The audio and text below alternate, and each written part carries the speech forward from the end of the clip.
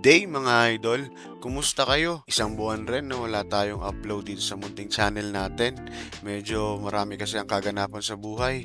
Pasensya na nga pala kayo kung ganito ang boses ko kasi may sipon na tubo pa ako. Sa mga hindi nakakakilala sa akin, ako nga po pala si Papa Pabs, isang content creator na tamad gumawa ng content pero hindi ako tambay ha kasi ambisyoso akong tao na maraming pangarap. So isang buwan nga na hindi ako nakapag-upload ng video dito sa munting channel natin.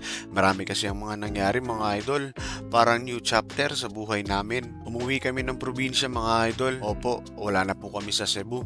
Halos isang buwan na rin kami dito sa probinsya. Sa ngayon ay dito kami nakikituloy sa bahay nila nanay dito sa Samar. Medyo malaking adjustment para sa akin kasi nakakahiya sa magulang niya. Pero malaking tulong din sa amin ni nanay dahil di na kami masyadong nahihirapan sa pagbabantay at pag-aalaga sa mga bubwit namin. Andyan kasi yung mga kapatid ni nanay na umaalalay. At syempre, narayan din ng mga magulang niya. At kahit pa paano ay nakakatulog na kami ng medyo mahabang oras. Nung sa Cebu pa kasi kami ay lagi kaming puyat kulang sa tulog. Alam ko napapaisip kayo kung bakit umuwi kami ng probinsya. Well, yung main reason talaga hindi ko muna sasabihin para may thrill. Sa susunod na mga araw ay gagawan ko rin ng content kaya kalma muna kayo. Pangalawang rason ay yung nabanggit ko nga kanina na kailangan rin namin ni nanay ng kaalalay sa pagbabantay sa mga bubwit namin dahil mahirap talaga kapag kaming dalawa lang. Pangatlo, gusto naming makapundar ng sarili naming tirahan. Matagal na talaga namin plano na magkaroon ng sariling bahay kasi ang bilis lumaki ng mga bubwit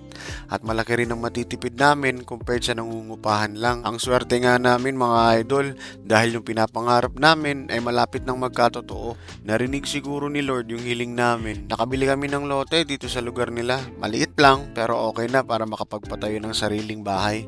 Kahit papaano ay meron na kaming matatawag na sariling amin. Dito sa video na ito ay pinipirmahan na nga namin ang kasulatan, kontrata o deed of sale kumbaga, isang dokumento o katunayan na binili namin ng lote. At dito rin namin binigay yung pangalawang bayad. Hinati kasi namin yung bayad mga idol.